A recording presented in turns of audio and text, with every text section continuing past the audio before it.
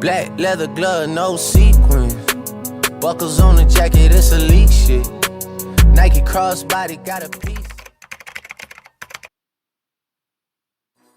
What's up guys? Quickly before we get into the video, it would mean the world to me if you guys quickly liked and subscribed. I'm still trying to get to that 100 subscriber mark within the next month or two. Anyway, let's get into the video. So as you guys know, this pandemic has destroyed basically everything, including the NBA season. I also know that most of you are sick about talking about it, so let's get stuck into the potential return of the NBA. So it's looking more and more likely that the NBA will return at some point this year. Just look at some of these reports from the most trusted sources in the NBA. The question is less becoming if the league will return, but when it will return. And ultimately, everyone is waiting on Adam Silver, the league's commissioner, to essentially press the green light and say go. And he has wanted to wait until the very last possible moment to make the final decision on moving forward to then start assembling. And of course LBJ, who's about in the loop as any other player could be regarding NBA rumors. He tweeted, "Saw some reports about execs and agents wanting to cancel the season. That's absolutely not true. Nobody I know saying anything like that. As soon as it's safe, we would like to finish our season. I'm ready and our team is ready. Nobody should be cancelling anything." So as you can see, things are looking pretty good. But according to Adam Silver and the NBA Commission, we shouldn't get our hopes up just yet. There's still thousands of variables to consider. I mean, there's government regulations, player fitness levels, player wages, injuries, and countless more things. Here are some of the factors that might prevent the NBA season from coming back, and what the new NBA season might look if it does actually return. There has been multiple reports that the NBA are considering only bringing back playoff contender teams and leaving out lottery teams to try and get the playoffs started as soon as possible.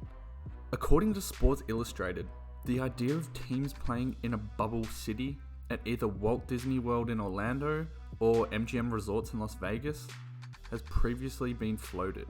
Stein reports Orlando is in the lead, but Las Vegas still remains an option. So essentially there would be one big area called the bubble, where all NBA games would be played and NBA players would have to stay there for the remainder of the season so they don't risk infection. This could raise some issues in itself, like being away from family or even the fact that they have to be in one place for so long.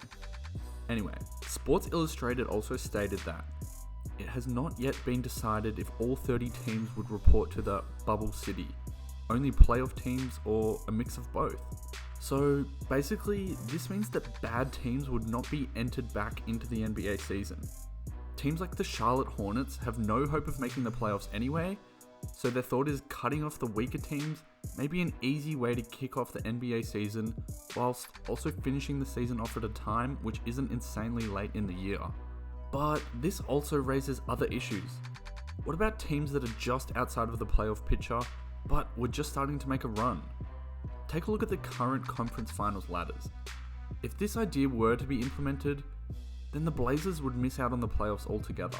I know they aren't having the best season, but you can for sure argue that they would have made a playoff push, especially with Nurkic coming back into the team and their roster becoming more healthy due to this NBA hiatus. At the moment, America is holding almost 1/4 of all virus cases in the world.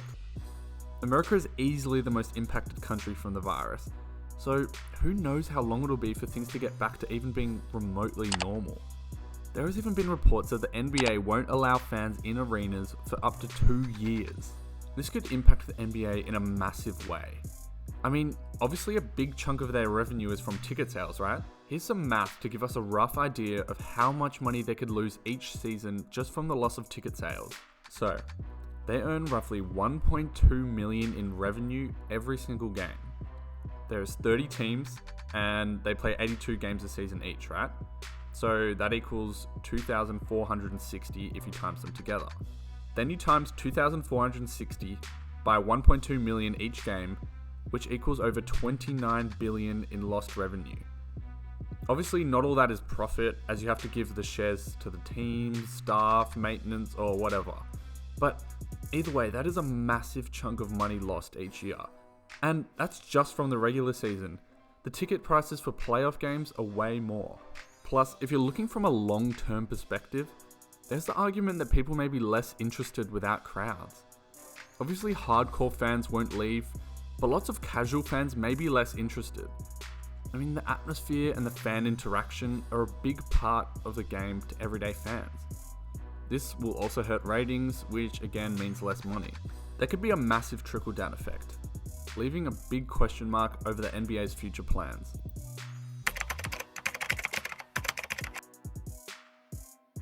Another big dilemma for the NBA is knowing when it's time for the actual games to come back. Announcing the NBA season and training camps is only the first bit of the problem. Knowing how long players will need in order to be fully fit and healthy is difficult, as every team and player is different. Knowing how long to allow training to go on for is such a hard choice for Adam Silver and the NBA committee. Some players have been grinding and working out at home as they have better facilities and gym equipment at home, but some players like Jason Tatum haven't even been remotely the same. I haven't been able to touch a basketball since our last game at Indiana. I got stuff to work out at home and cardio and weights and stuff, but yeah, I haven't played basketball in a long time. I also think the NBA is very much in the dark right now. As you can see from Woj, NBA execs don't really know anything regarding a timeline.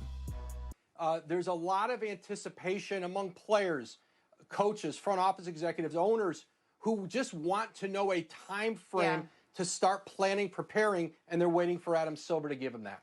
It also has massive repercussions if they get it wrong. Obviously, NBA players are still working out, but their overall fitness levels will just not be the same as they haven't been playing games and they're not in game shape. Which brings me to my next point.